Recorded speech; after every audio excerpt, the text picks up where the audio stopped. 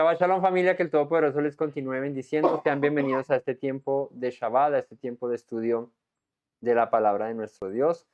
Hoy nos encontramos aquí nuevamente para compartir acerca de un nuevo capítulo del libro de Shemot. Este verso a verso que llevamos de la Torá. Hoy estaremos revisándolo y los invitamos a que compartan con nosotros este tiempo de estudio, este tiempo de Torá, de Shabbat.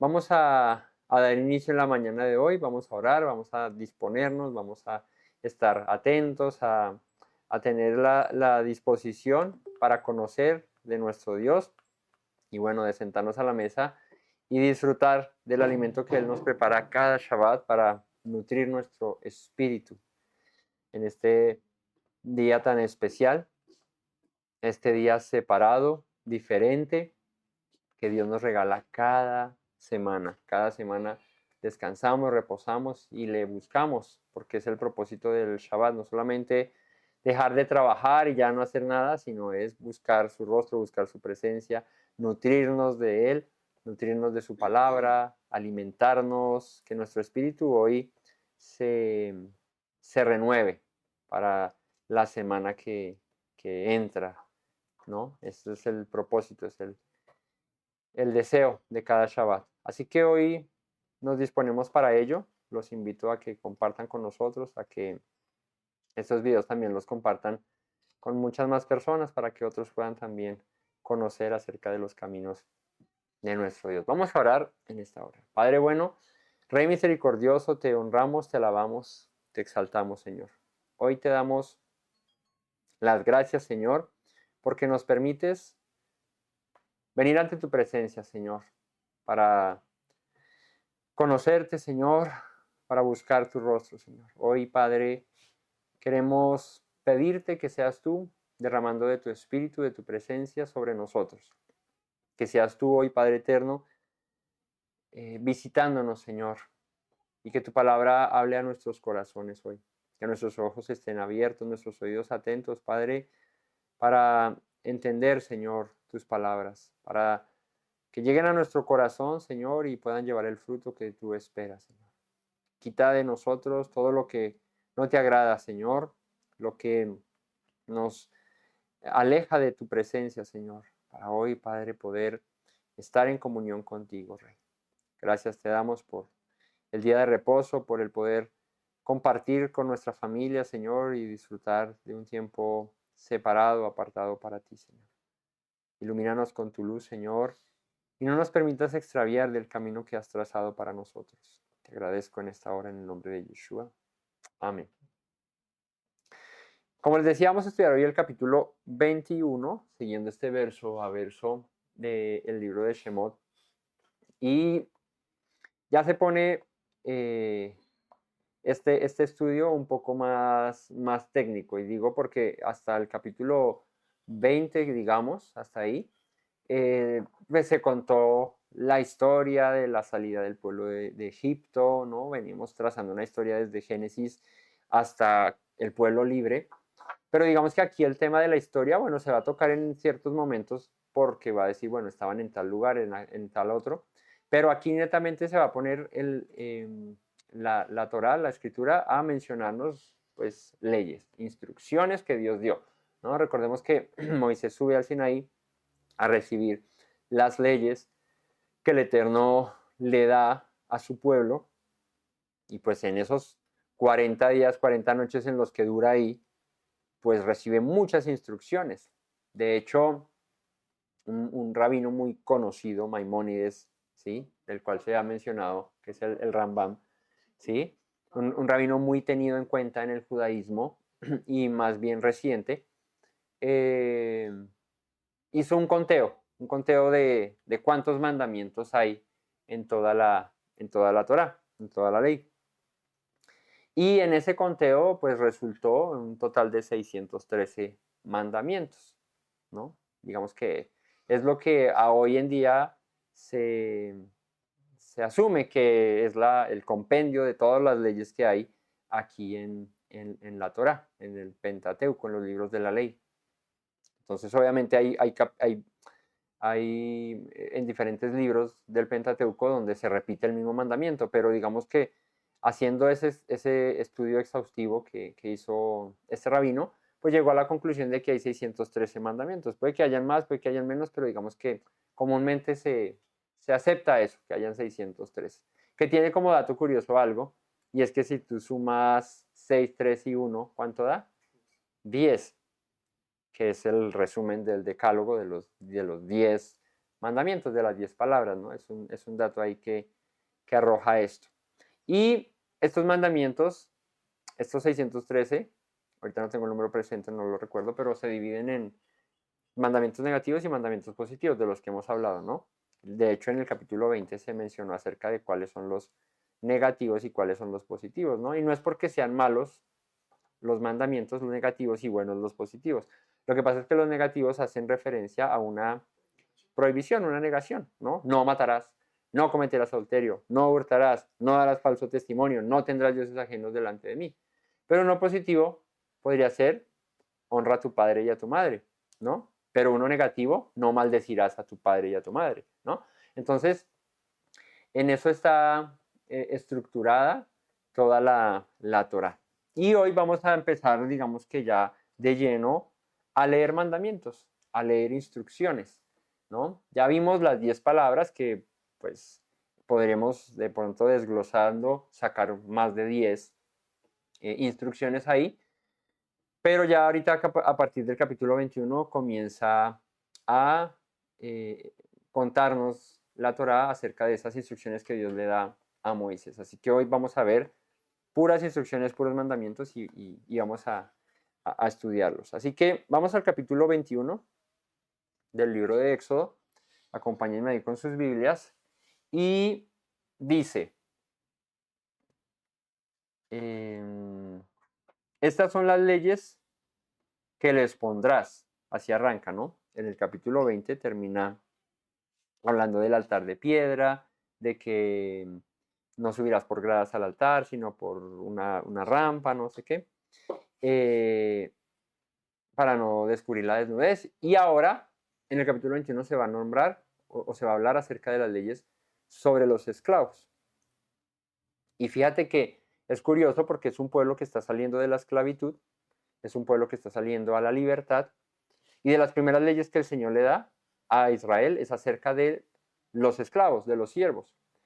Y uno dice, bueno, ¿cómo entender que un pueblo que duró 430 años, bueno, no todos en esclavitud, pero sí su gran mayoría, es libre ahora, ¿verdad? Y entre las leyes que Dios le da para que ese pueblo libre ahora se rija, están leyes sobre la esclavitud.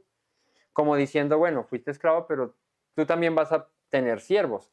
Y es que es la realidad del momento. Y hoy podremos, digamos que, transponer eso al hoy en día.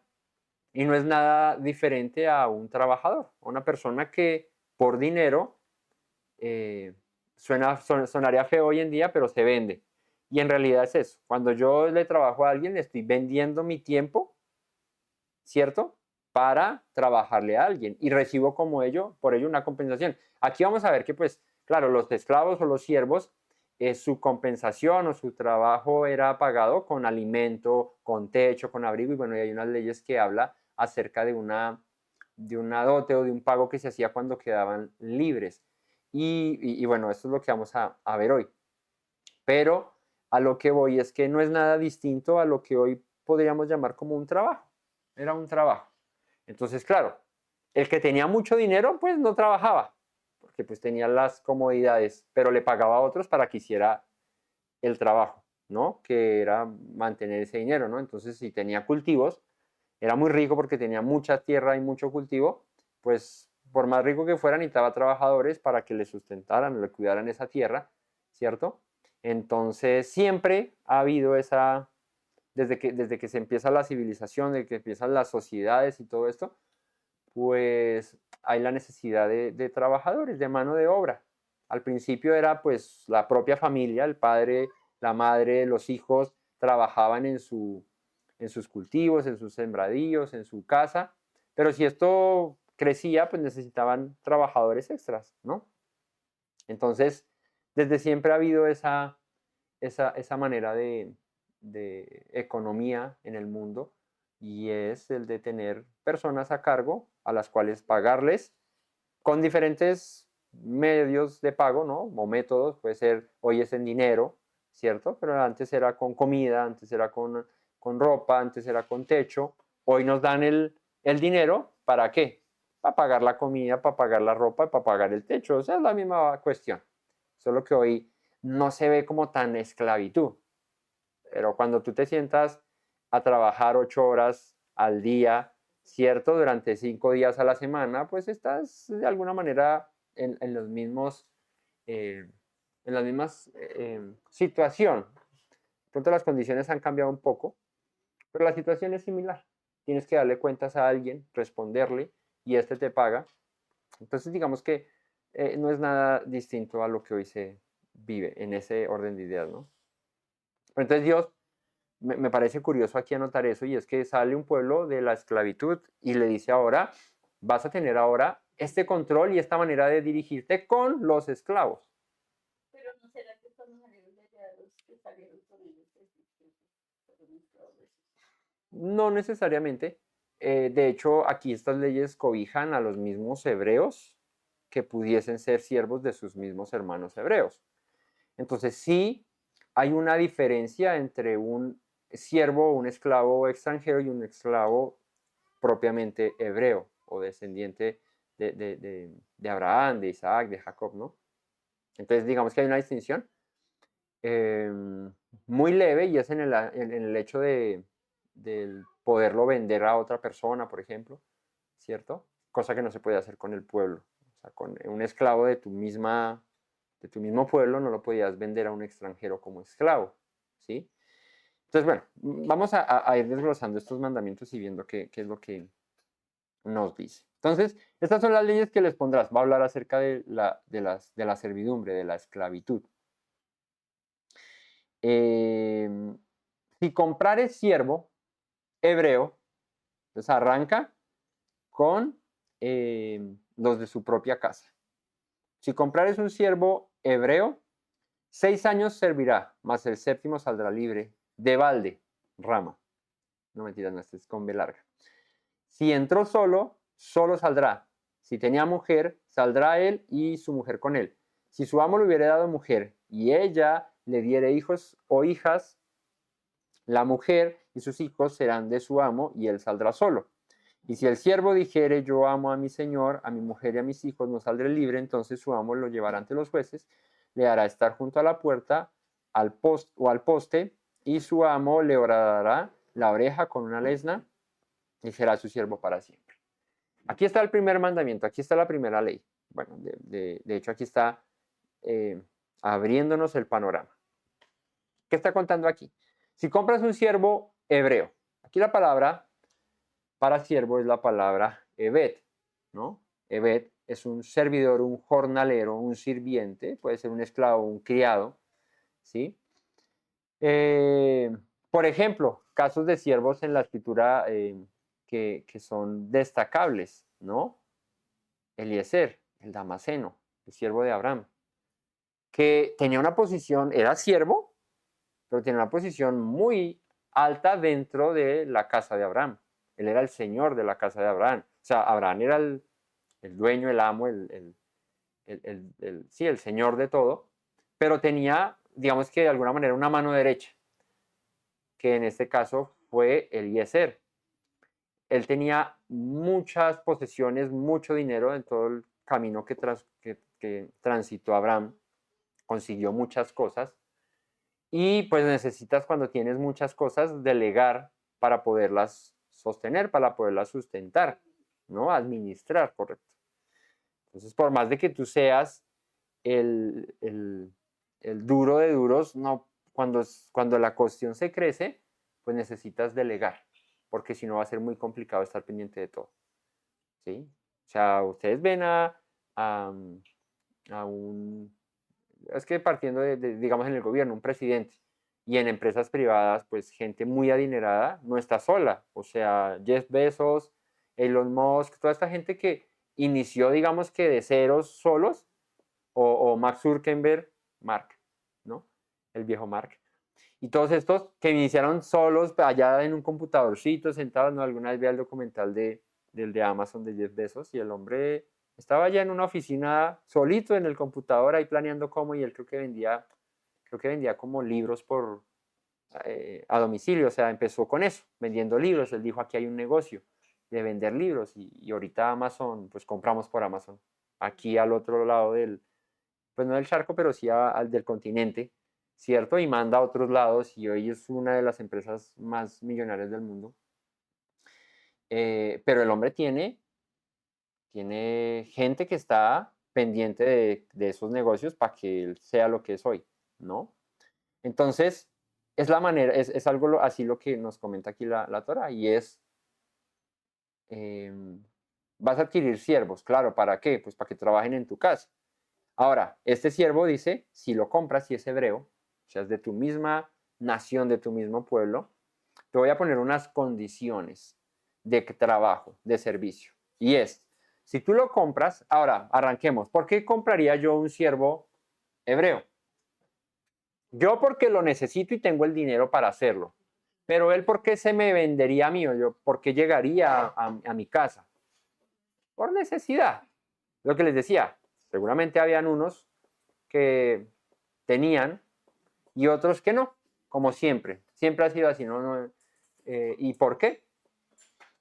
Por la administración, porque hay gente que es buena para administrar, hay gente que no es muy buena, hay gente que de pronto sembraba y se le dañaba toda su cosecha y quedaba en la calle sin dinero y el otro le había ido bien y bueno, diferentes factores, X, no importa. El punto es que habían personas con pocas posibilidades y otras con muchas posibilidades o con mejores posibilidades. Entonces venía uno y decía, no puedo sustentar mi casa, no me puedo sustentar yo, necesito venderme. Esa era, digamos que la lógica.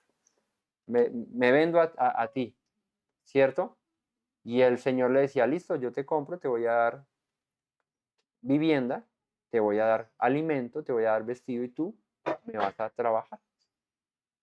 Entonces, ahora vas a ser de alguna manera mío, ¿cierto? Porque yo te estoy pagando para mantenerte y tú vas a trabajar y hacer lo que yo te digo. Lo mismo que hoy en día, ¿cierto? Entonces, la manera era esa, o el medio era esa, no tengo dinero para sustentarme, no tengo con qué comer. Y el que no come durante un tiempo, pues se muere, no hay de otra. Entonces necesito sustentarme a mí y a mi casa.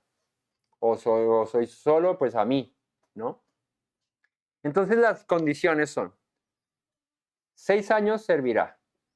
Listo, me vendo a ti. Dice el Señor, ok, si pasa esto, solo te servirá por 6 años. Más el séptimo saldrá libre de balde. ¿Qué quiere decir de balde? No. Sin pagar. Sin. Sí, pero habla más de gracia, porque es que la condición ahí es yo me vendí a ti, ¿cierto? Entonces digamos que te debo pagar lo que tú me estás dando. Pero dice el Señor, sí, pero te lo pagará durante 6 años. El séptimo va a quedar libre de gracia, gratis, no te va a deber nada, ¿no? Si entró solo, saldrá solo, ¿cierto? Si tenía mujer, saldrá él y su mujer con él, ¿no? O sea, si antes de venderse él estaba casado, pues a los 6 años, al séptimo año saldría libre él y su esposa. ¿Por qué aclara esto? Porque muchas veces se casaba dentro de la servidumbre con otra sierva. Entonces aquí ya había otra circunstancia. ¿Por qué no menciona a los hijos? Porque si tenías hijos siendo siervo, habían otras condiciones. Eso todo lo va a decir la Torah. Vamos por partes.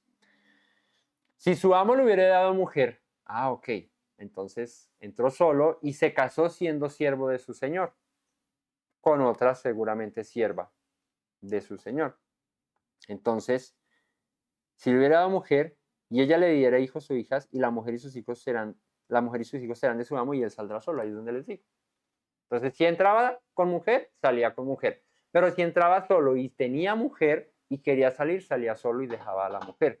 Ahora, si entraba, le daban mujer y aparte tenía hijos y él ya se le cumplían los 7 años, o los 6 y el séptimo salía, su mujer y sus hijos quedaban ahí, porque habían nacido en la casa de su señor.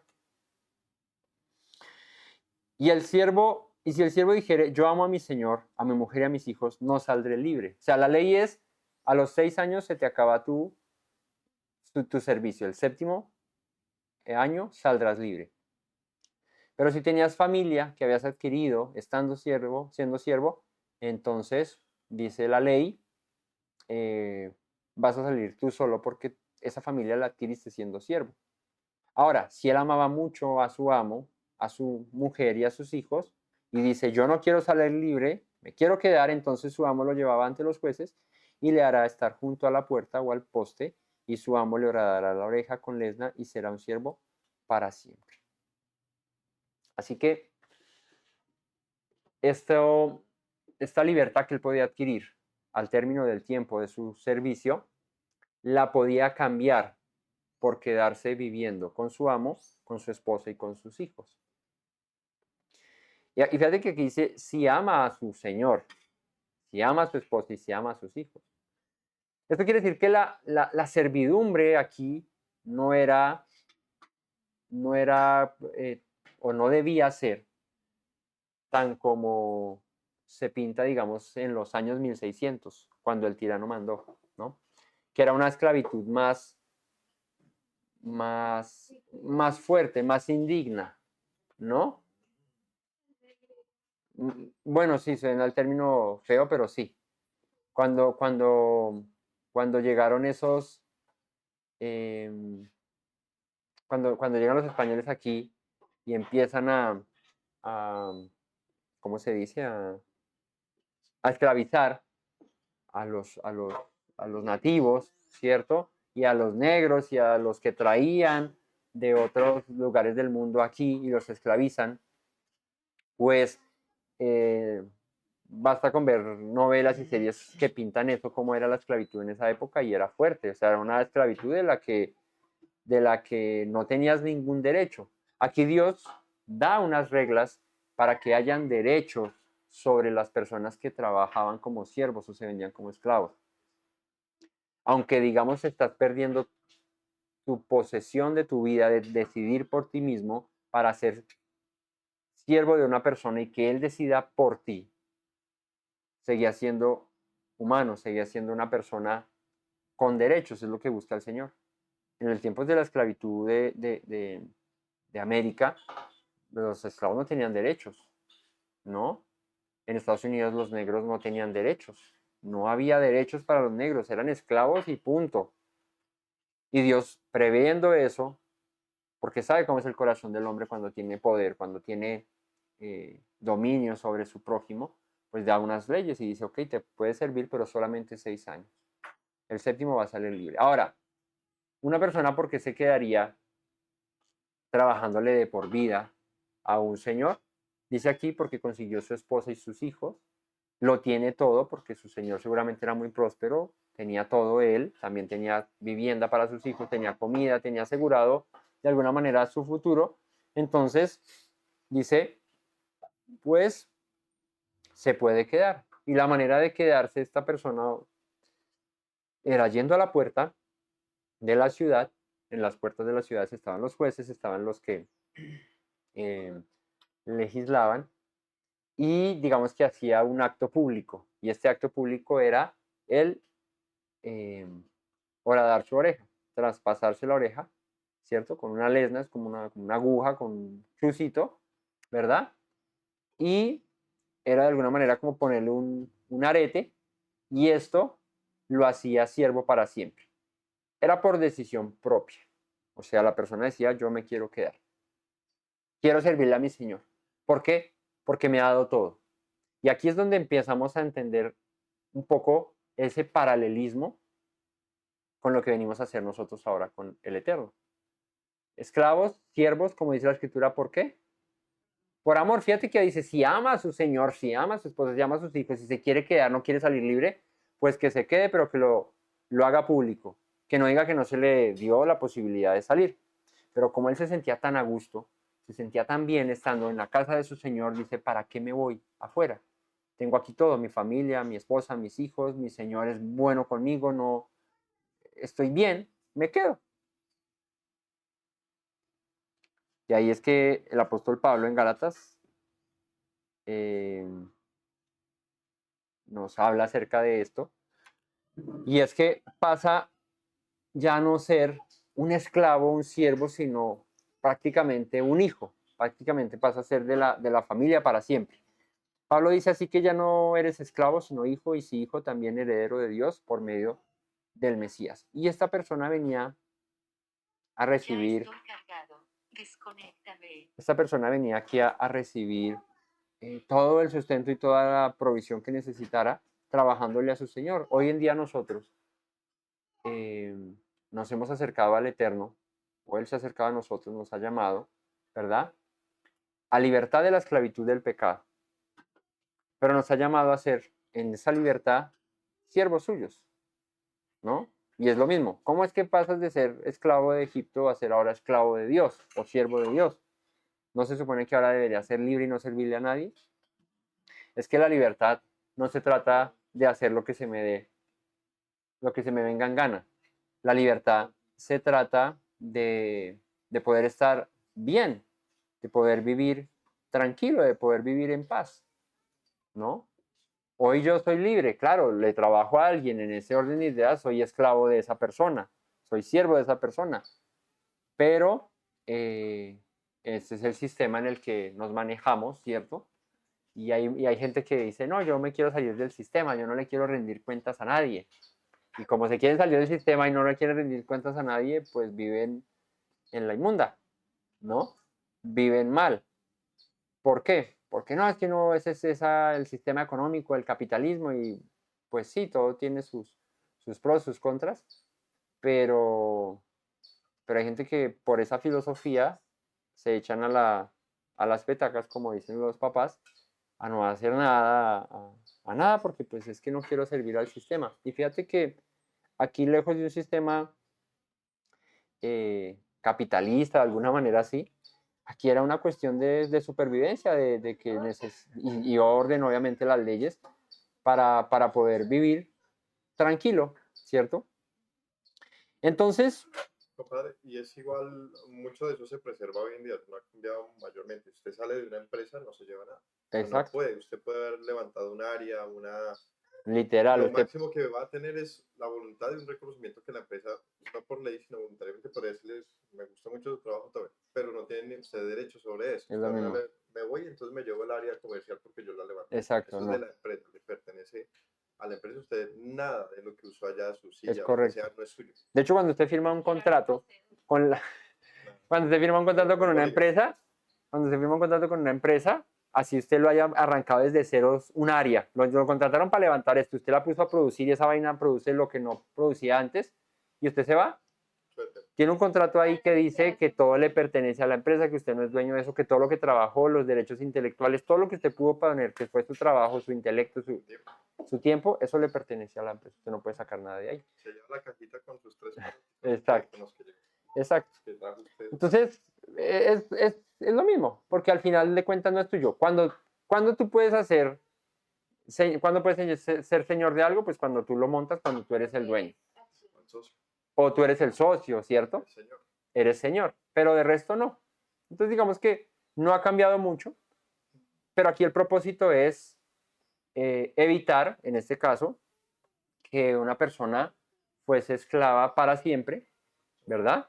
Y no pudiera salir a mirar otras oportunidades o lo que fuera, ¿no? Entonces, y se establecen entonces por lo menos dos partes, ¿no? El señor y el siervo y sus derechos respectivos en ese intercambio. O sea, sí, sin duda establece una figura que hasta el día de hoy sigue funcionando y por la que se ciñe prácticamente todo, ¿no? Las dos partes, cuáles son sus derechos y cómo deben proceder los límites de ambos. Ni el señor puede esclavizar al otro perpetuamente, ni el esclavo tiene derechos sobre su señor. exacto. Entonces, el asunto aquí es el poder ser justos, ¿cierto? Esas son leyes para que una sociedad funcione, para que haya orden, ¿verdad? Y esto implica el que el pueblo pudiera vivir tranquilos, vivir todos sabiendo cuáles son sus posiciones, cuáles son sus derechos, cuáles son sus deberes. Esto es lo que hace la ley. La ley nos da derechos, pero también nos da deberes, ¿no? ¿Qué es lo primero? Vamos a hablar así. No, ahí para cuando ¿Y funciona hable. en cualquier Sí, momento? ahí sí está hablando, sí. O si no, lo mete en la caja y cuando Sí, habla porque lo me están saca. escuchando en este Sí, momento. sí, sí. Sí, sino que es para que no quede como Sí, mute. allá por atrás cuando se hable. Entonces, eh, si al final él decidía quedarse, se podía quedar. Si yo tengo aquí todo, yo para qué me voy, aquí tengo mi comida, tengo mi techo, tengo mi familia, mis hijos están bien, mi esposa está bien, todos estamos bien, tenemos trabajo. Es como hoy en día, a menos de que te echen, ¿cierto? A menos de que te saquen, si tienes un trabajo, te va bien, ¿por qué habría razón de dejarlo? Si tienes un señor, hoy en día un jefe, que te trata bien, ¿no? Excelente ambiente laboral, ¿no? ¿Por qué a irse? O sea, ¿cuál sería la razón? El trabajo que hoy tengo le da de comer a mi esposa, le da de comer a mi hija, me da el techo, me da esto, no sé qué, qué razón tendría yo de irme, ¿no? Pues yo te sigo sirviendo. Eso digamos que en comparativa es similar, ¿cierto? Estamos bien, pues quedémonos ahí tranquilos.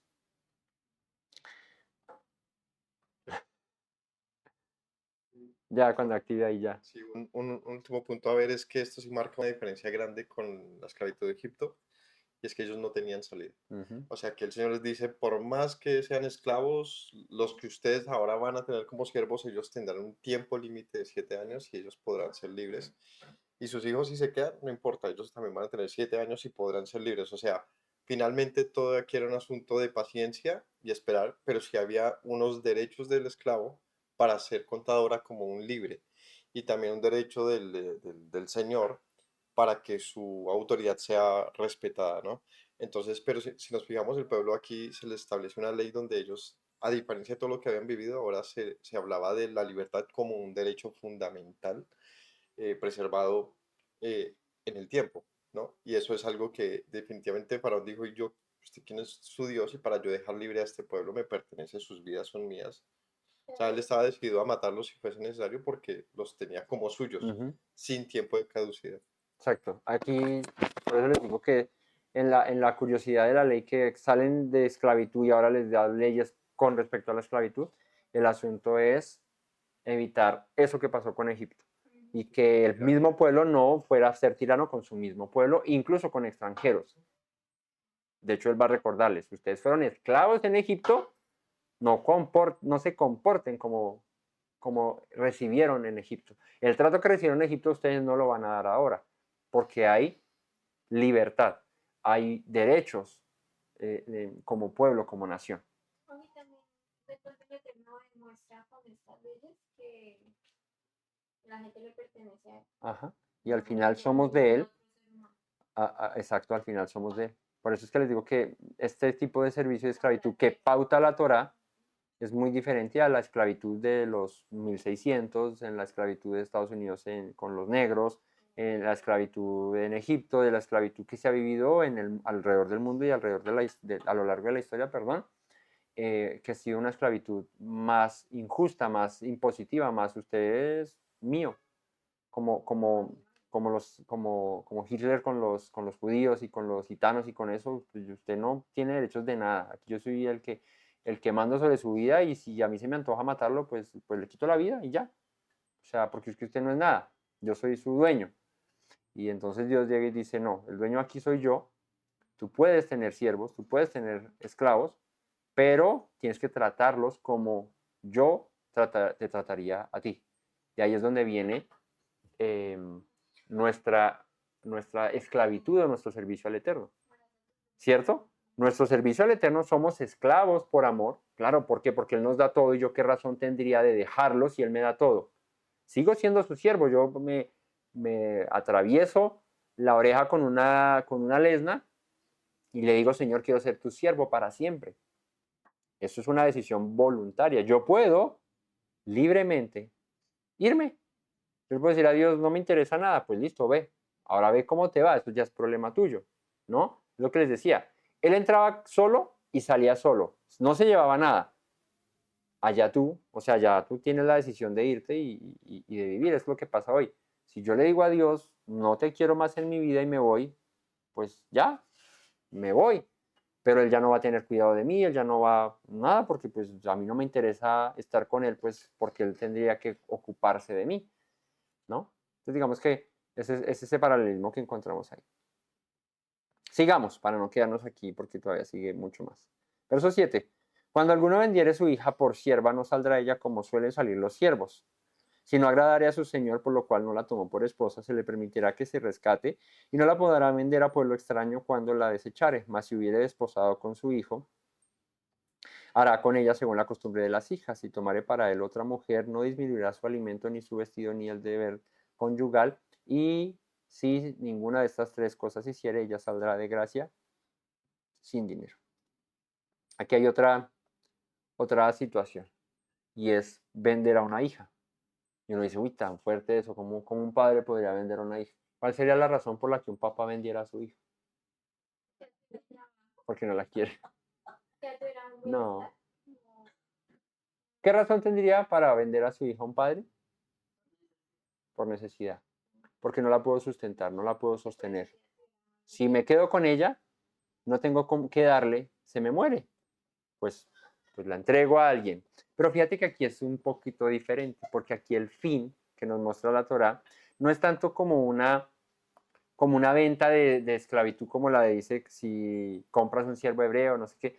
Era más un tema de alguna manera un matrimonio arreglado. De alguna manera. Es como el propósito de esta ley. Yo no tengo cómo sostenerte, hija. No quiero que te mueras, no quiero perderte. Y lo mejor es que te entregue a alguien que pueda sustentarte y pueda cumplir esa labor de padre que ahorita yo no puedo hacer porque no tengo los medios. Entonces te voy a dar a alguien. Buscaba una persona que quisiera tenerla y dice, pero no saldrá como suelen salir los siervos. Aquí ella tenía una excepción, a la regla era distinto. ¿Por qué?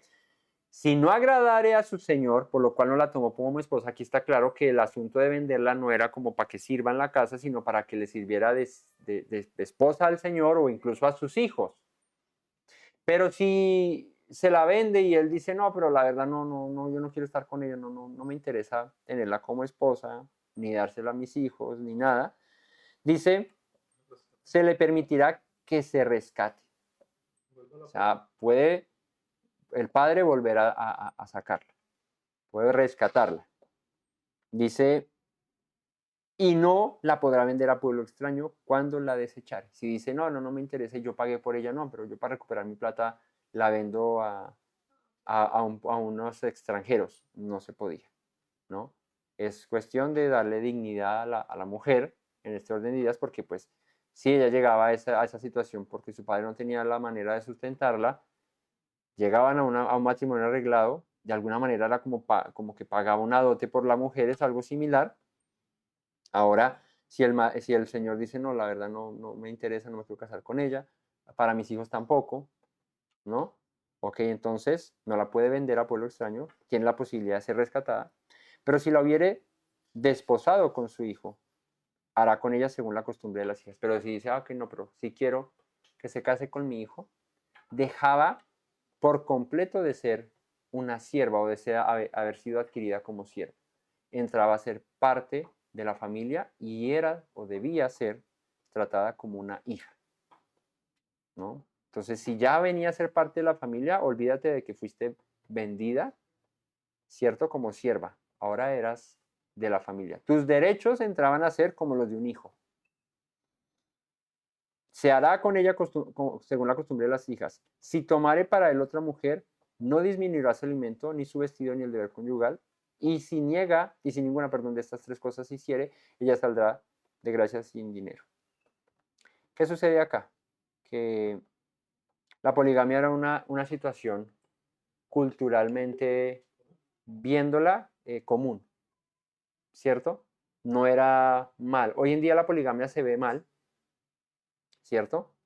Hoy en día la poligamia no, digamos que no es legal en muchos países. Creo que en países árabes sí es legal. No sé en cuáles, pero creo que sí. Pero en el mundo occidental, en la mayoría de países, no es legal la poligamia. Solamente puedes tener una mujer. Bíblicamente es legal, bíblicamente, escrituralmente es legal la poligamia.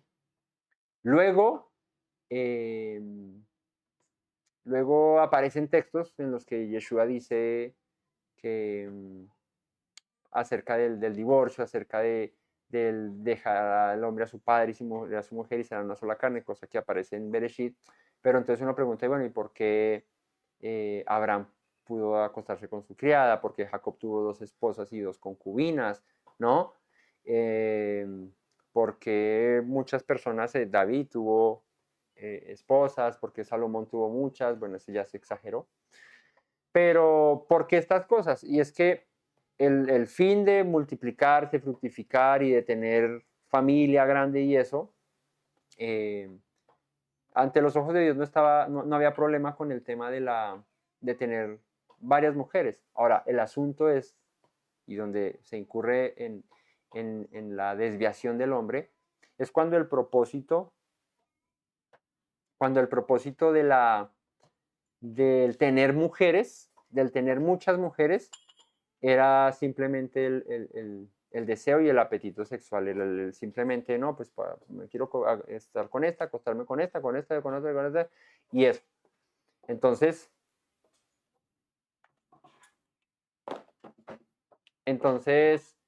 si ese era el fin, pues ahí es donde empieza la interpretación de la ley, empieza el decir, no, pero esperen, no es tan así, y salen leyes como en la del judaísmo, en las que de repente llegan unos rabinos y dicen, no, ahora los judíos no pueden tener más de una mujer. Y ahora digamos que es ley entre el pueblo judío que no se pueda tener más de una mujer. Pero uno dice, pero si en la Torah está permitido. Lastimosamente, por lo que les digo, por lo que el hombre en su, en su, en su condición, en su carnalidad, en su humanidad, desvía el plan divino. El propósito de poder tener varias mujeres era poder tener hijos, ¿cierto? Tener hijos y multiplicar y tener familia, descendencia. Pero ahí es donde entra aquí este mandato, donde dice que si toma otra mujer, no le podía disminuir ni el alimento, ni el vestido, ni el deber conyugal a esa que había tomado como sierva. Esto quiere decir que él podía tener otras mujeres, pero no podía repudiarla a la primera porque dice, no, es que esta me tocó de sierva, fue por un acuerdo, un negocio, y esta sí es porque la amo y me caso con ella, o X, ¿no? Cosa que le pasó, digamos, a Jacob. Bueno, él trabaja por Raquel y su suegro le da a Lea primero, ¿no? Pero bíblicamente y según la escritura, pues él no podía dejar de darle a Lea, aunque no la amara mucho, ¿cierto? Porque ahora tenía a Raquel, ¿no? De hecho, y él cuida de sus dos esposas, incluso de las siervas de sus esposas, y todos sus hijos son reconocidos como él y a ninguno le quita ningún derecho que no le corresponda. Entonces, el asunto aquí es que Dios de alguna manera protege y en este sistema de comunidad, de sociedad bíblica de estos tiempos, pues protege a la mujer con el tema de si ella se entregaba, era más bien un compromiso matrimonial, una manera de aportar algo a la familia a la que iba a ser ahora parte, y que ella tuviera derechos. Ahora, si la repudiaba, no tenía que pagar nada. Si el señor decía, no la quiero para mí ni para mis hijos, no sé qué, no la podía vender. Él decía, dice la escritura, la tiene que dejar libre, de gracia. ¿Sí? No tiene que pagar nada, no debe nada, ¿verdad? Ahí es donde nos damos cuenta que el asunto era un compromiso de matrimonio, un compromiso de, bueno, que ahora haga parte de tu familia para que viva, para que ella pueda tener algo que su padre seguramente o su madre no le pudieron dar. Entonces, eh, A ver, aquí. mm, Malaquías 2:16 dice, porque Yahweh, el rey de Israel, ha dicho que él aborrece el repudio y al que cubre la iniquidad, y al que cubre de iniquidad su vestido. Dijo Yahweh de los ejércitos, guardaos pues en vuestro espíritu y no seáis desleales.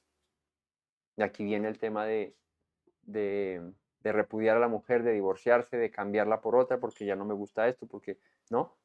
Cuando a Yeshua le preguntan acerca del divorcio, él dice, en el principio no era así, en el principio no era así, ¿sí? Ah, pero ¿por qué Moisés avala el divorcio? Porque la Torah avala el divorcio, por el repudio, por hallar cosa indigna, ¿no?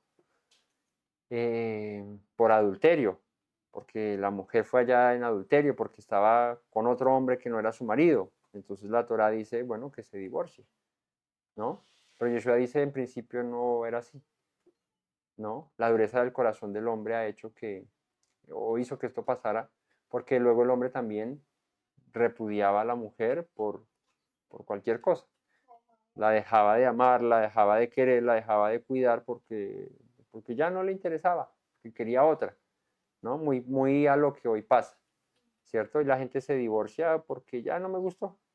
No se divorcian porque es que me puso los cuernos o eso. Bueno, hay unos que sí, pero en la gran mayoría, no sé cuál será la estadística, pero muchos se cansan es por la relación, porque no me entiendo con ella, o ella ronca, o yo ronco, o X o Y. Y cualquier excusa es causal de divorcio. Y Yeshua por eso dice, la dureza del corazón del hombre es lo que hizo eso, pero en principio no era así. El propósito de un matrimonio es pues, que permanezca, ¿no? Que la familia, de hecho el núcleo fundamental de la sociedad y de la palabra de la Biblia es la familia, es el orden de un esposo, una esposa de poder tener hijos, ¿cierto? Es como un principio bíblico que permanece hasta hoy. Entonces el estar cambiando de esposa como cambiar de medias o de esposo, ¿sí? No tiene nada que ver con el plan del Señor. Así que en este caso, propiamente, el asunto era cuidar a aquella joven que era vendida como sierva eh, para que no fuese utilizada y después botada como cualquiera, sino más bien darle sus derechos. Verso 12. El que hiriere a alguno, haciéndole así, morirá. Haciéndole así morir, perdón, él morirá. Mas el que no pretendía herirlo, sino que Dios lo puso en sus manos, entonces yo te señalaré el lugar al cual ha de huir, pero si alguno se ensoberbeciere contra su prójimo y lo mataré con alevosía, de mi altar lo quitarás para que muera. Aquí va a ser una separación el Señor entre ese mandamiento que dice atrás, no matarás, que habla acerca de un homicidio voluntario, ¿cierto? Premeditado, a uno involuntario. Entonces, ¿cómo es un homicidio voluntario y un involuntario? Sí, hay razones, hay circunstancias en las que por alevosía puedes matar a alguien, pero hay circunstancias en las que em, por equivocación, por error, por no era la intención, puedes quitarle la vida a alguien, ¿no? Digamos en un accidente de tránsito, es complejo. Si vas borracho, si vas tomado manejando un carro y atropellas a alguien, es un homicidio voluntario. Es voluntario. Y uno dice, pero no, yo no salí a matar a nadie, pero el hecho de subirte a un carro con tragos, ¿cierto? Borracho, es como coger un arma y dispararla, es lo mismo. Entonces, pero si tú sales en un carro y vas todo en regla, tú estás bien, eso, y de pronto hubo un accidente, ¿cierto? Ahí entran a investigar y dicen, no, no fue voluntario, ¿no? Por poner un ejemplo, yo de leyes así no sé mucho, pero algo así funciona. Entonces, ¿qué sucede acá? Aquí nos da un ejemplo o nos da una ley y es alguien que hiere a alguno, le hace morir, dice, tiene que pagar, muere. Si tú matas a alguien, la ley es que mueras. Pero si no pretendías herirlo, o sea, si tu deseo no era matarlo, si la intención de tu corazón no era matarlo, sino que Dios lo puso en sus manos, entonces yo te señalaré el lugar al cual ha de huir. Y es curioso que diga Dios lo puso en tus manos, ¿no? ¿Cómo entenderíamos esto de Dios lo puso en tus manos? Era el momento, era la situación. Es como cuando has tenido un accidente, ¿cierto? Todo el Señor lo dispone, ¿cierto? Cuando uno dice, no, le tocaba, ¿no? Esa frase como que le tocaba, era, porque es que uno dice, pues, no hay de otra, o sea, exacto, ¿no? Y alguna vez hace unos años iba yo en un viaje con varias personas en moto y en ese viaje, iniciando el viaje, llegando al destino, un accidente y una de las chicas que iba con nosotros en una de las motos murió. Y nadie salió de viaje a pensar que alguien iba a morir, ni seguramente el que iba conduciendo el carro pensó, yo voy a matar a alguien. Nadie.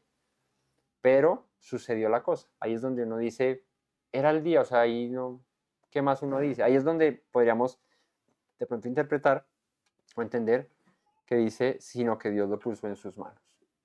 Entonces, yo te señalaré el lugar al cual ha de huir. Cuando una persona mataba a alguien sin intención, involuntariamente, había unas ciudades de refugio, un lugar para que huyera,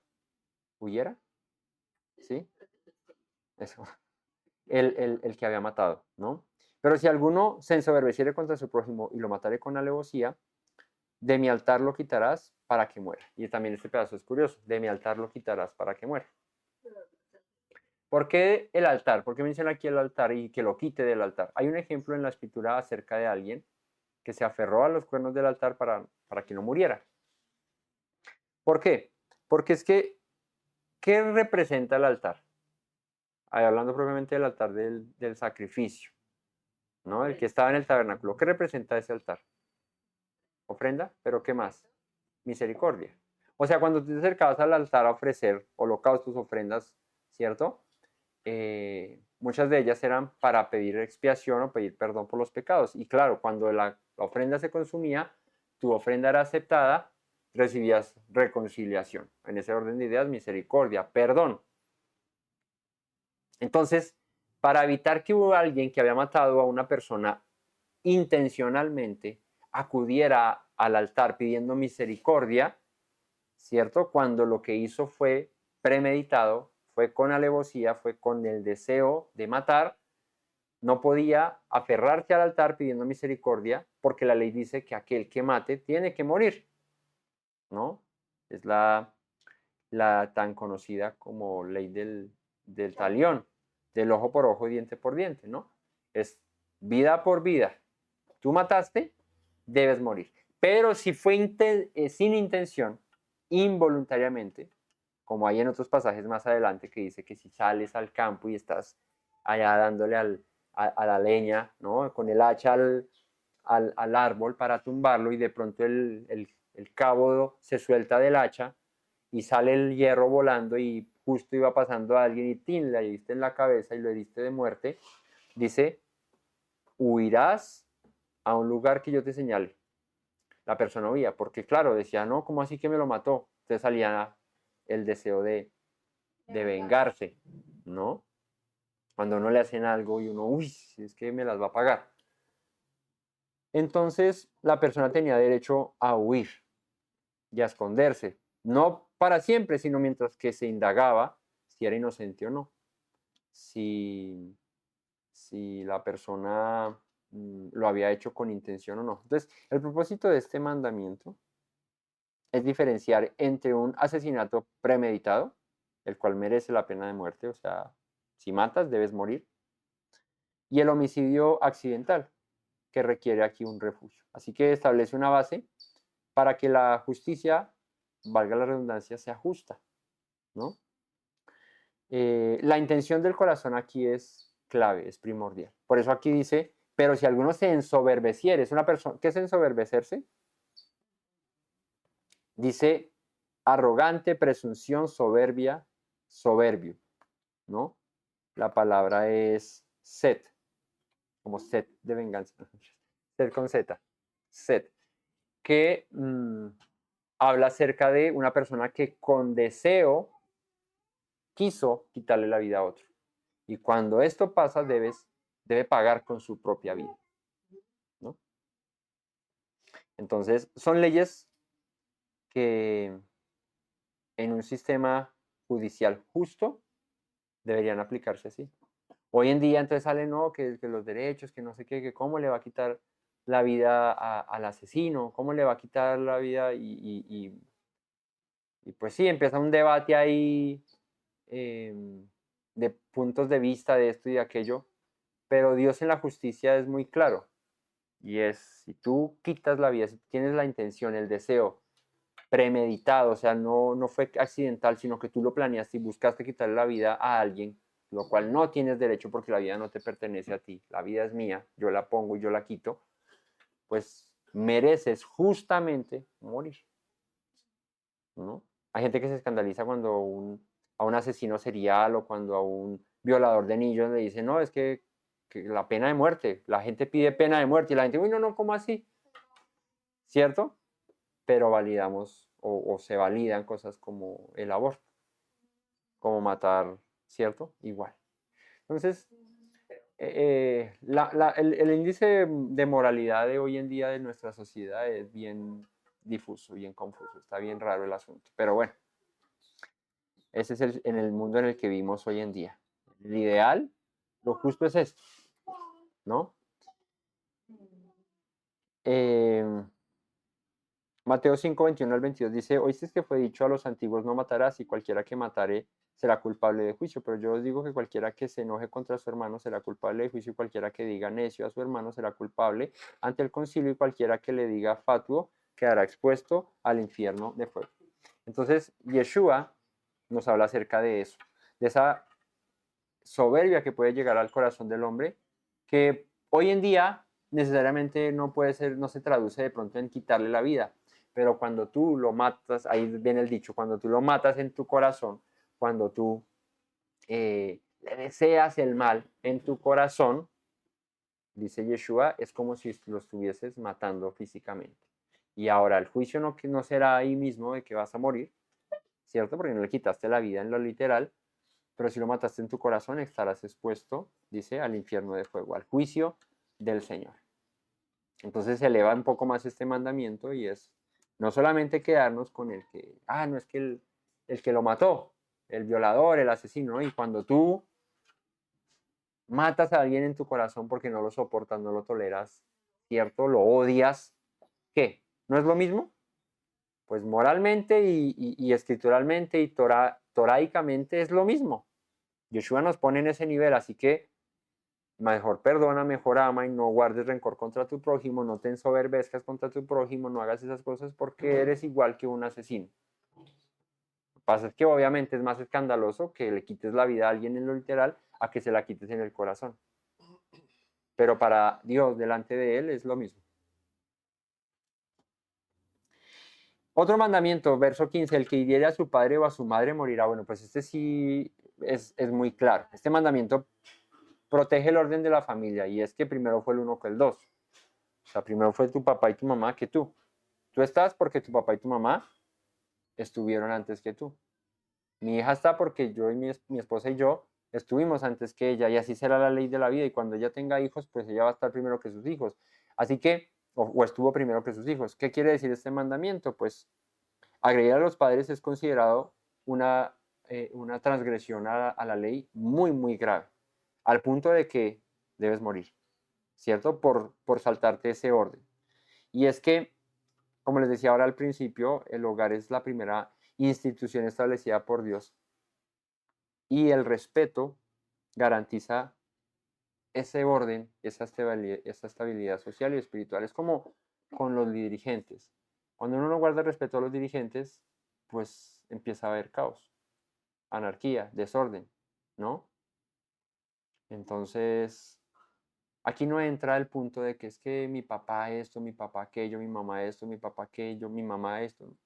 Aquí el punto es, no hieras a tu padre o a tu madre porque vas a morir, o esa es la sentencia.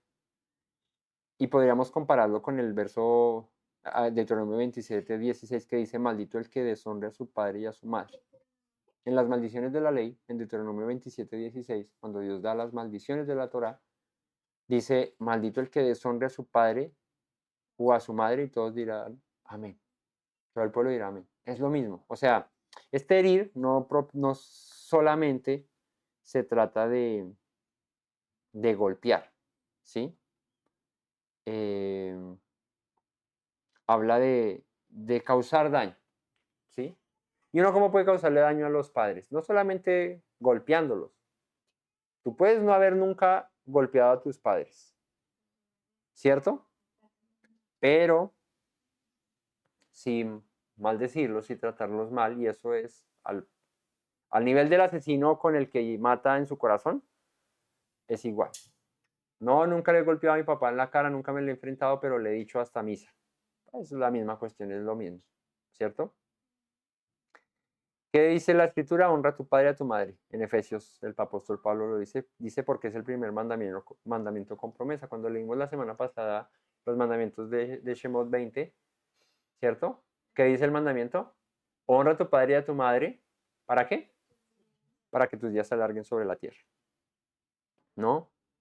Así que hay una promesa y es vida, buena vida larga, cuando honras a tu padre y a tu madre.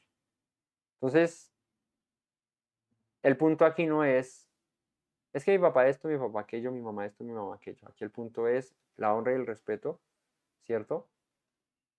A los padres. Puede que no compartas cosas, puedes que eso está bien, pero nunca pasar el orden de las cosas, ¿no? Asimismo, el que robare una persona y la vendiere, o si fuere hallada en sus manos, morirá. Y esta es extraña porque dice, el que robare una persona. Hoy en día si decimos robar a una persona es como que la robó, o sea, como que le dijo, quieto, denme el celular. Pero aquí no está hablando de eso, aquí está hablando acerca de secuestro. El secuestro. Dios condena de forma absoluta el secuestro, o sea, Dios no dice como, ay, no, que no. Secuestrar a alguien es como quitarle la vida. Y el que quita la vida, como dice la ley, debe morir. Por eso, el que secuestra a una persona y la vende, ¿cierto? Debe morir. Tú no tienes derecho sobre nadie para quitarle sus derechos, ¿no? Así que el castigo del secuestro es la muerte. Es digamos que la pena más grave, la pena capital. Y eh, es esto lo que dice el Señor con respecto al secuestro. Mm,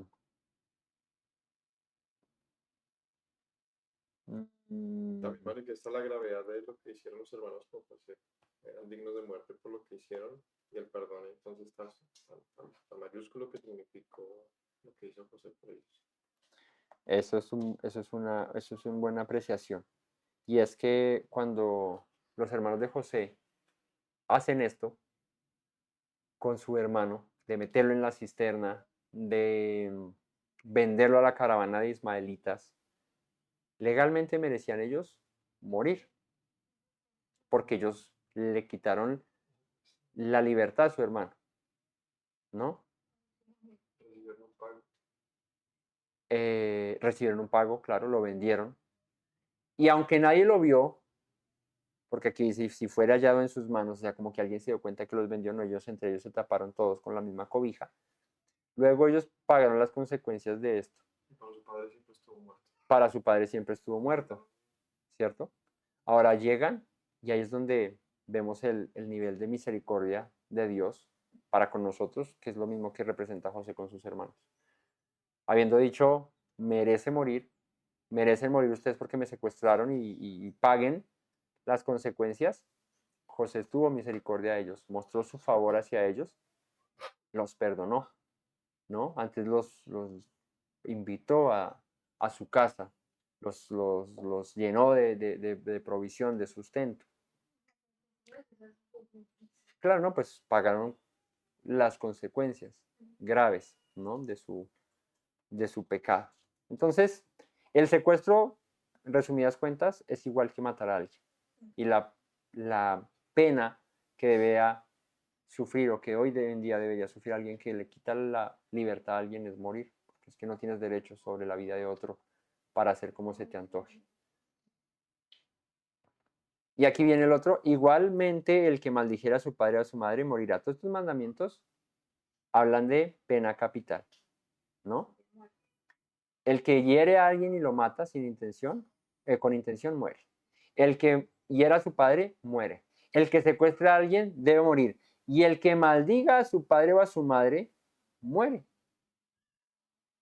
Maldecir no se refiere solamente a insultar, sino a rechazar con desprecio lo que representan nuestros padres. O sea, usted no es mi papá, usted no me venga a decir nada, usted quién es. Es rechazar esa figura que tienen ellos sobre nosotros. Porque la vida comienza en el honor que le demos a los que nos dieron la vida. Si no respetamos a los que nos dieron la vida, estamos fregados.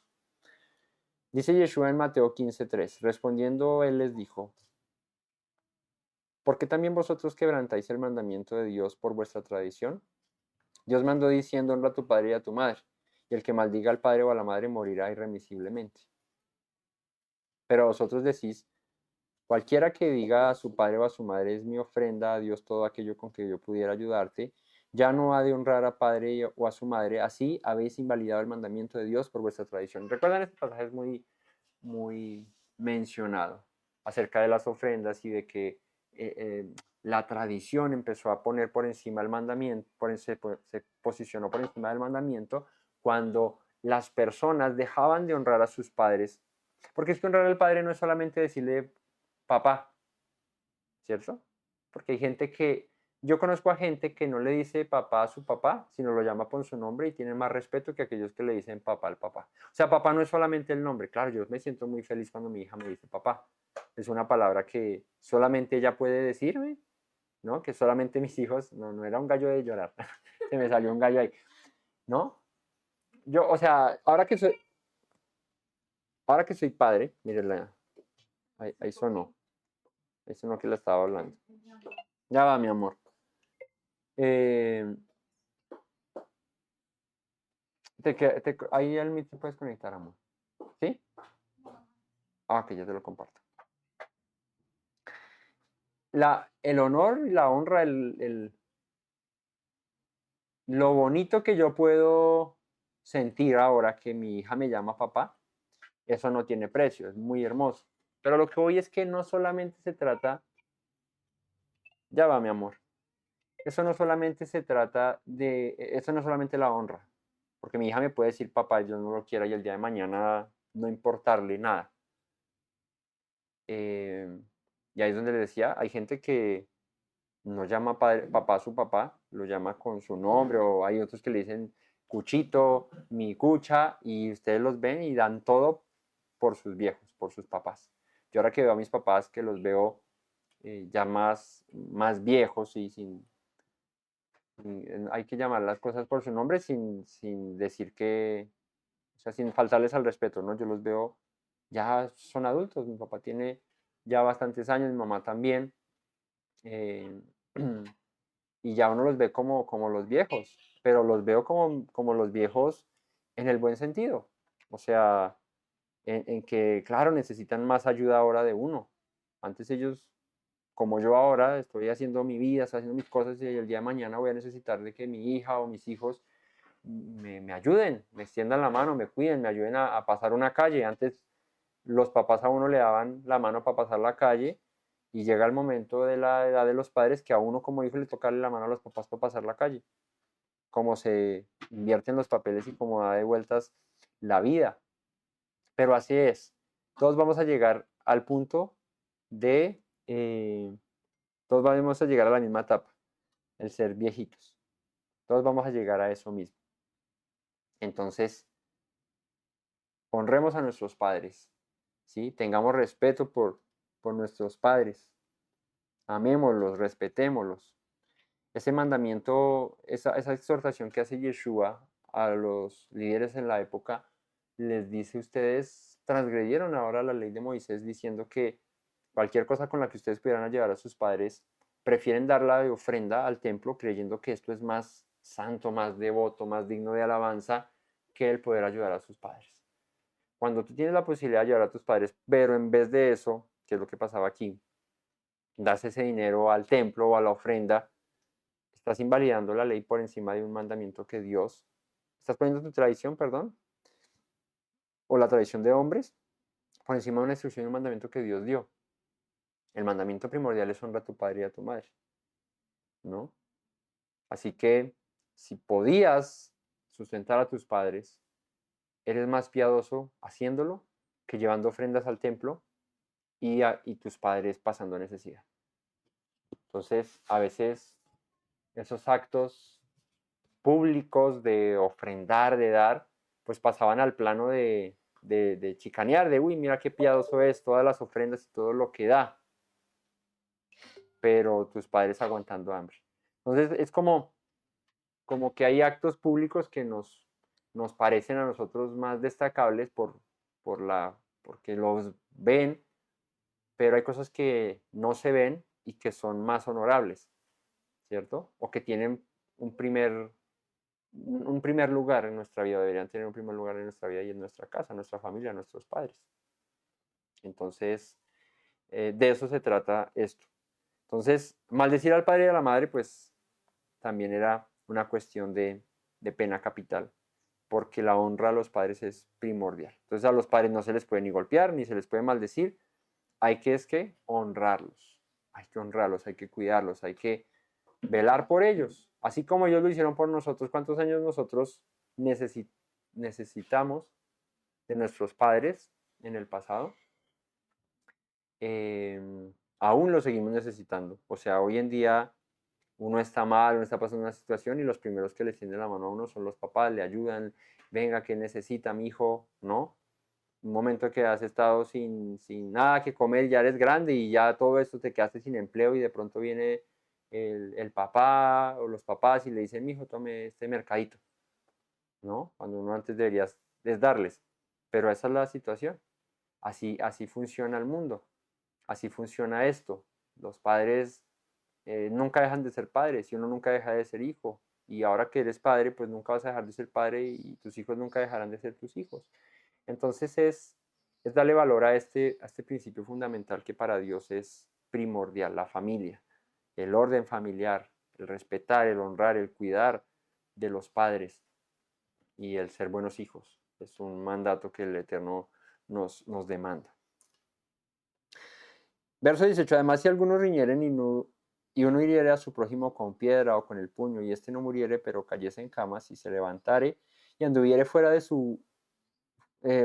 sobre su báculo, entonces será absuelto el que lo hirió. Solamente le satisfará por lo que estuvo sin trabajar y hará que le curen. Esto es una ley que podríamos hablarlo como una ley de indemnización o de compensación. Entonces, si hay una pelea, están riñendo, ¿cierto? Y alguien hiere a su prójimo, ¿no? Con una piedra o con un puño, pero este no muere, entonces, pero se enferma. A raíz de la pelea queda incapacitado, lo que llamaremos hoy incapacitado porque recibió un golpe muy fuerte, porque X o Y, pero no murió. Dice, si se levanta y anda sobre su báculo, entonces será absuelto el que lo hirió, o sea, no va a morir, porque si muere, pues ya sabemos que la pena es morir. Pero si vive, pero quedó herido y esto, entonces se le absuelve, pero dice, entonces solamente le satisfará por lo que estuvo sin trabajar y hará que le cure. Así que cuando hay daño entre personas, debe haber justicia de reparación, debe haber justicia de compensación. El Eterno exige la responsabilidad de nuestras acciones ante nuestro prójimo o las cosas que puedan afectar a nuestro prójimo. Entonces, cuando afectamos a nuestro prójimo en algo, la Torá demanda que compensemos esa afectación, ¿no? Aquí va a decir acerca de bienes materiales también, no solamente físico, sino de cosas externas también.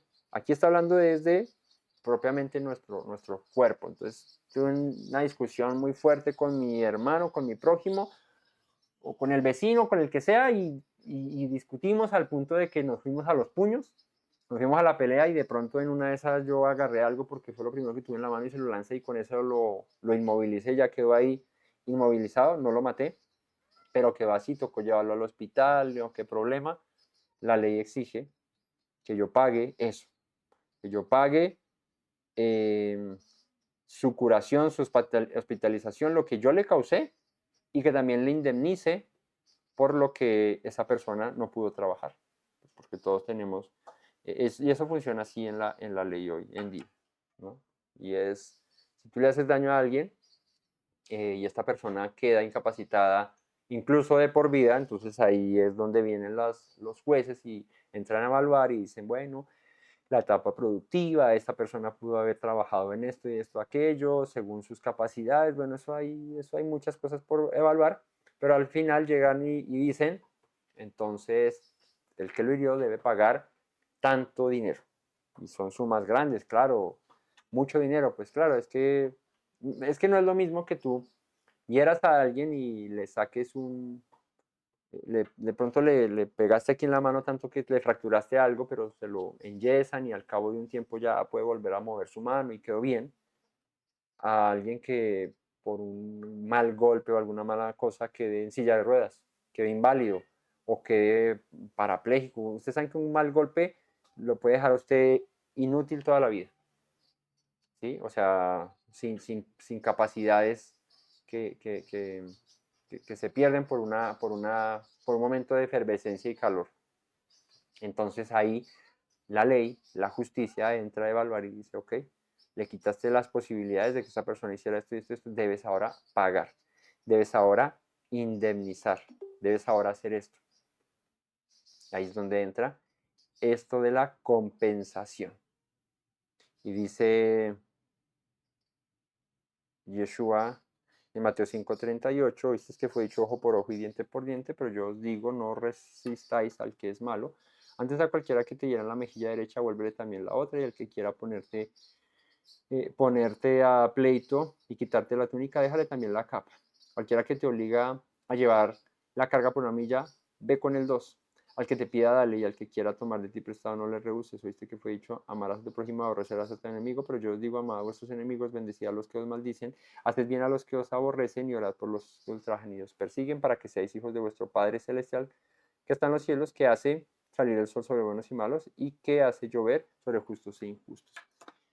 Y es que, mira, aquí yo entiendo algo, y es un principio bien interesante.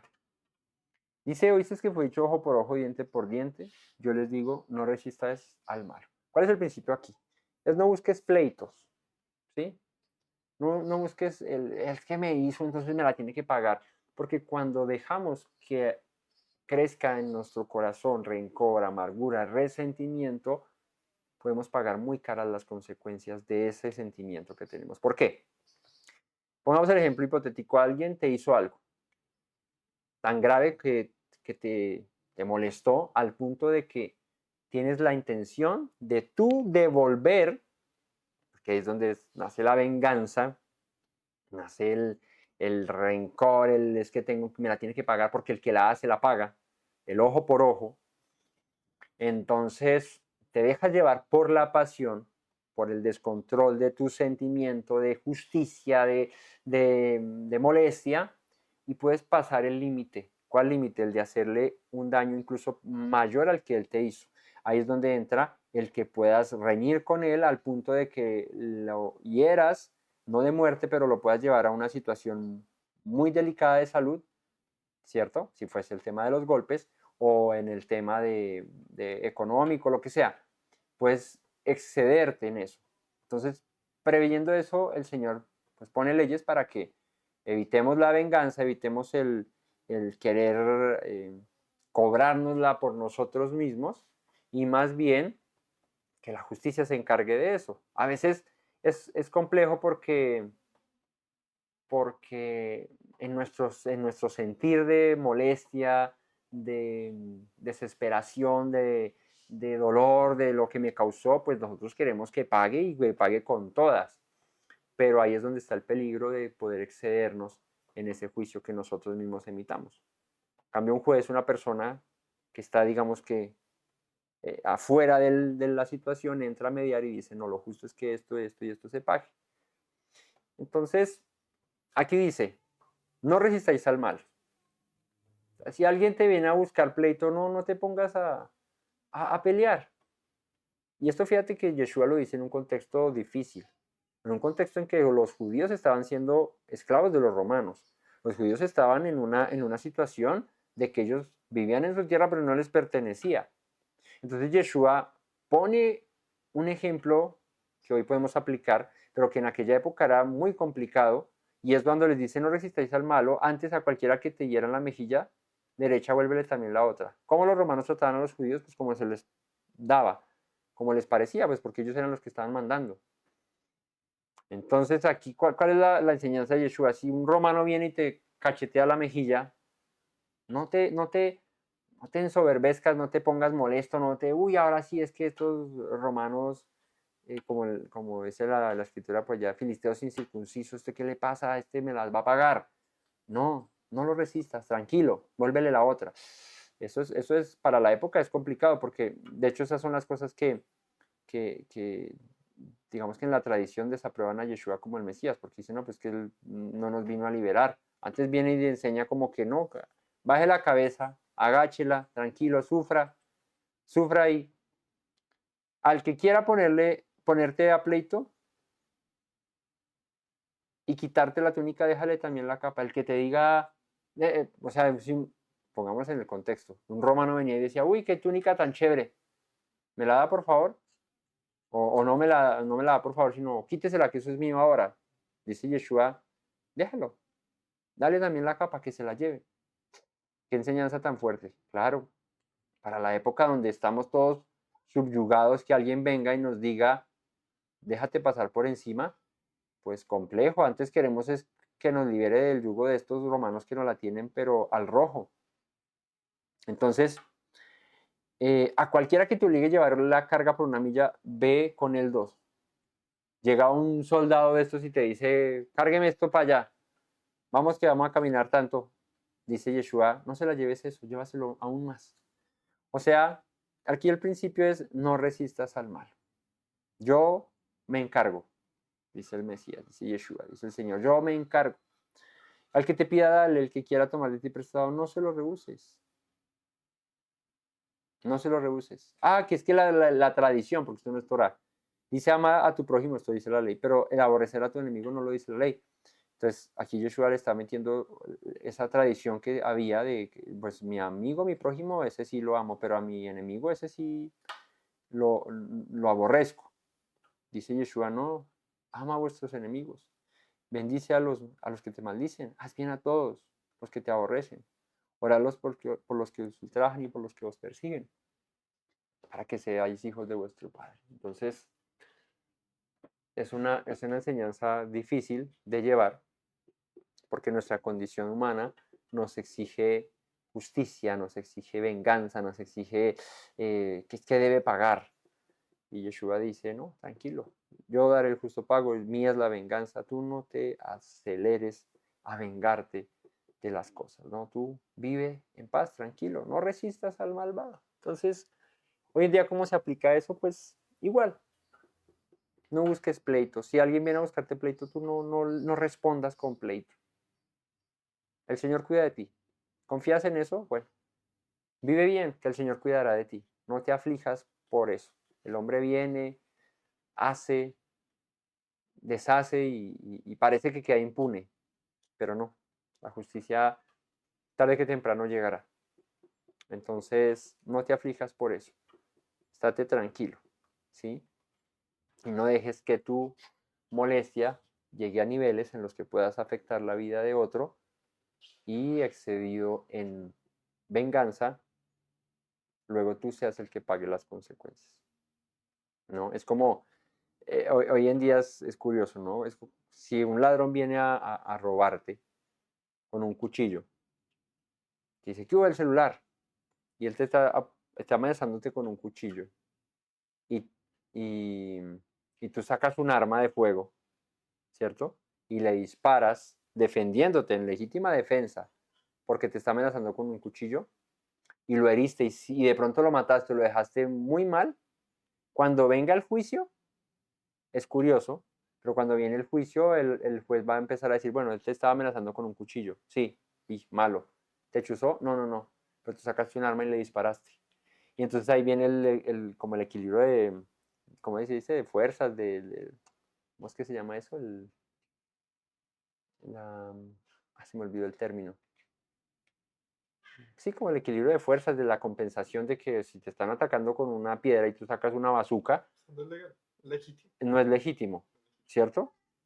Sí, otra cosa es que es que es curioso, ¿no? Si te sacan un cuchillo y tú te defiendes con un cuchillo, pues estamos que a la par, ¿cierto? Aunque yo no estaba buscando que me robaran, pero me tocó defenderme. Entonces, ahí es donde dice Yeshua, no resistas al mal, tranquilo, pues si te la pide, dásela. Es mejor a veces eso a que tú saques un arma, lo mates y luego termines tú pagando por haber hecho algo que no buscabas hacer, pero que resultaste en ello. Es complejo eso. Pero el asunto aquí es, evita el problema, evita las riñas, evita las contiendas, vive tranquilo. Hoy en día digamos que es un poco diferente, por eso les digo, el contexto de cuando Yeshua dice esto, pues eran los romanos ahí los que mandaban y Yeshua les dice, evítense problemas con ellos. ¿A quién debemos dar tributo? Pues de quién es la cara que está en la moneda, del César. Bueno, pues del César lo que es del César es lo que es de Dios. O sea, ¿por qué resistir eso? Es la situación en la que están viviendo, ya no pasen por encima de eso que están viviendo. Vivan más bien tranquilos y lleven la fiesta en paz y van a estar tranquilos, ¿no? Entonces, yo me imagino a los romanos como mandaban y como hacían con los judíos como se les antojara, porque ellos eran los que mandaban. Yeshua dice, tranquilos, yo los cuido, yo los defiendo y llegará el momento en el que Dios, en justicia, obre a favor de los menesterosos, de los pobres, de los oprimidos y haga esa justicia que merece. Si alguno hiera a su siervo o a su sierva con palo y muriere bajo su mano, será castigado, mas si sobreviviere por un día o dos, no será castigado porque es de su propiedad. Entonces, hay una protección sobre los siervos. Dios no tolera la violencia abusiva. Si un siervo muere bajo el castigo, el amo es culpable. O sea, sí se podía reprender a los siervos. Y no era reprensión de llamada ¿cómo se dice? ¿Cómo es que le dicen cuando en una empresa le hacen una anotación a descargos? Algo así, ¿no? Como que el memorando. No era la manera de reprender a los siervos en la época, ¿no? Al siervo incluso se le podía reprender con golpes, ¿cierto? Pero entonces todo tiene un límite. Dios protege al siervo aquí y no haya violencia abusiva. Porque si un siervo moría bajo el castigo de su amo, el amo era culpable. Así que, aunque el siervo fuese propiedad de su amo, la vida que tiene es de mucho valor y Dios reconoce aquí una dignidad que tendría que tener el siervo. Entonces, en Colosenses Pablo dice, amos, haced lo que es justo y recto con vuestros siervos, sabiendo que también vosotros tenéis un amo en los cielos. Y en época de Pablo aún todavía habían siervos. Vosotros, amados, haced con ellos lo mismo, dejando las amenazas, sabiendo que el Señor de ellos y vuestro está en los cielos y que para Él no hay acepción de personas. Esto lo dice Pablo a los Efesios. Entonces, en Colosas, en Éfeso, habían siervos y Pablo les dice, compórtense bien con sus siervos, no se excedan, ustedes tengan presente que ustedes son siervos del Señor y hagan como Él hace con ustedes. Así compórtense con sus siervos, con sus trabajadores. Entonces, si alguien se excedía en la fuerza y mataba a su siervo, debía morir, aunque fuera suyo. Aunque no es que es mi siervo, no importa. La vida merece respeto, tiene un valor que no puede eh, eh, evitarse. El valor de la vida de cualquier ser humano debe ser respetado. El derecho a vivir debe ser respetado. Nadie tiene la autoridad de quitar la vida de alguien, de pasar por encima de alguien. Si algunos riñeren e hirieren a una mujer embarazada y esta abortare, pero sin haber muerte, serán penados conforme a lo que les impusiera el marido de la mujer y juzgaren los jueces. Mas si hubiere muerte, entonces pagará vida por vida, ojo por ojo, diente por diente, mano por mano, pie por pie, quemadura por quemadura, herida por herida, golpe por golpe yo pago, beso por beso devuelvo, dice así. Aquí aparece la ley del talión, ya más específica, en un ejemplo en el que hay una pelea entre dos personas y de pronto la mujer de uno de ellos se mete ahí para no le pegue a mi marido, no, cuidado. De pronto entre esa riña, esta mujer que se metió ahí estaba embarazada y pierde el hijo. ¿No? Saben que en época de embarazo, en tiempo de embarazo, las mujeres son muy delicadas, empezando el embarazo, no, todo el embarazo. Cualquier golpe mal dado, alguna cosa puede generar un aborto. Y esto, pues dice aquí el Señor, si esto sucede, dice, eh, si alguno riñere y hiriere a una mujer embarazada y ésta abortare, pero sin haber muerte, serán penados conforme a lo que les impusiera el marido de la mujer y juzgaren los jueces. Mas si hubiere muerte, entonces pagarás vida por vida, ojo por ojo, diente por diente, mano por mano, pie por pie. ¿Qué busca este mandamiento? Pues proteger a una mujer embarazada y a un, ¿cómo se llama? A un niño, ¿cómo se llama? A un niño que está en el vientre de su madre. Y es pagar proporcionalmente por el daño que se haya hecho.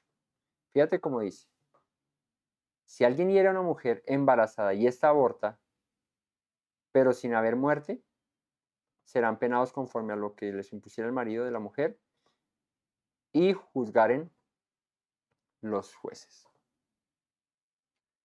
Yo no sé si entendemos este mandamiento igual, pero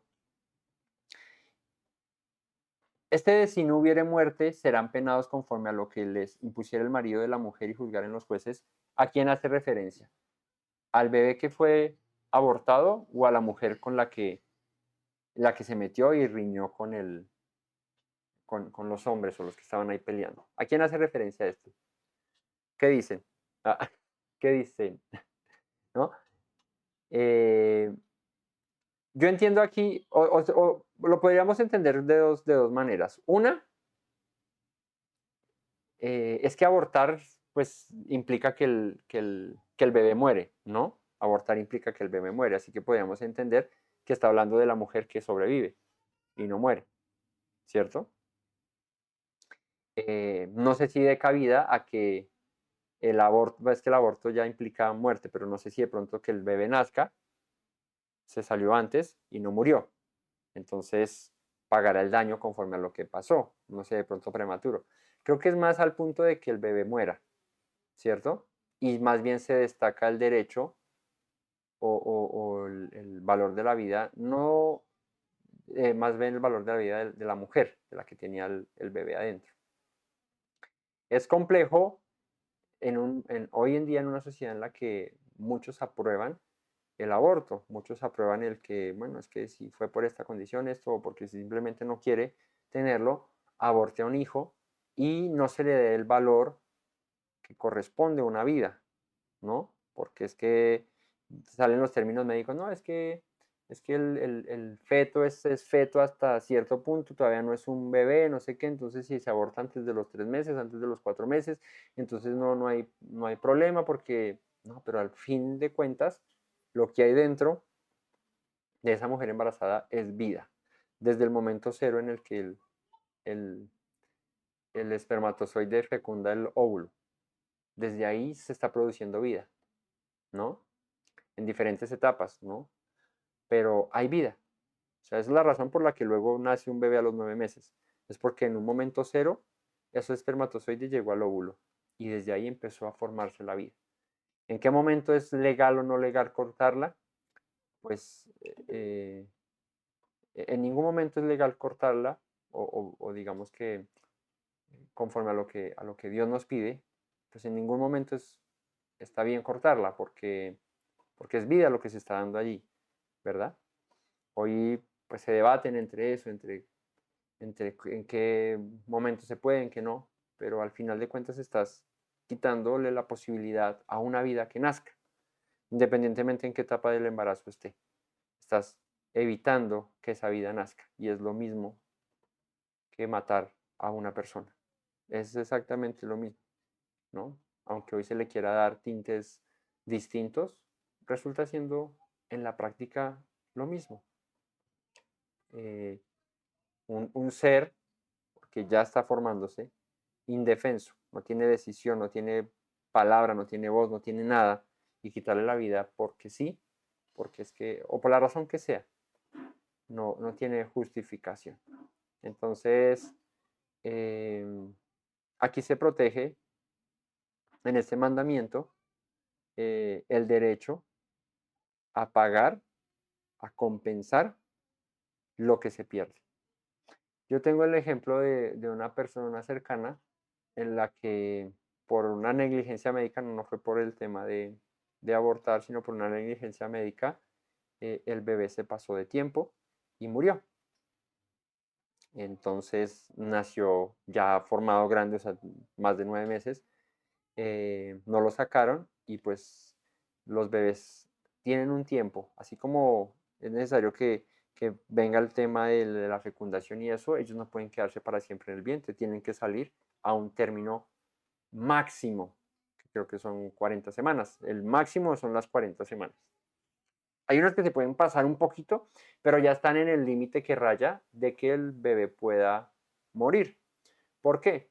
Porque el cuerpo, el humano, cuando se está formando, tiene una etapa, un proceso, y cuando llega a los 9 meses ya está listo para nacer y empezar aquí a respirar y empezar a vivir como nosotros vivimos. Entonces no puede quedarse mucho tiempo más en el vientre porque esto le puede causar la muerte. Y este bebé nació muerto por negligencia médica y se pasó. ¿Qué pasó ahí con esto? Pues claro, pues entró al principio, pues obviamente, el duelo, el dolor, y nadie está pensando cuando se le muere un hijo en ir a reclamar a ver cuánto me van a pagar por el hijo. Pues es una cosa que uno no, hoy no me ha pasado a mí, pero lo viví cercano, pues uno no está pensando en eso. Pero cuando ya pasa el tiempo, no sé qué, cierto tiempo, pues sí hay ley con respecto a eso, porque es que no debe haber pasado así, debe haber nacido, no debe haber muerto, y más cuando es negligencia médica. Entonces se entra a demandar, se entra a mirar cómo se resuelve eso. Y ahí es donde se evalúan cosas como la vida que pudo haber tenido, las cosas que pudo haber adquirido, lo que pudo haber logrado ese ser que no se le permitió nacer porque tiene derechos.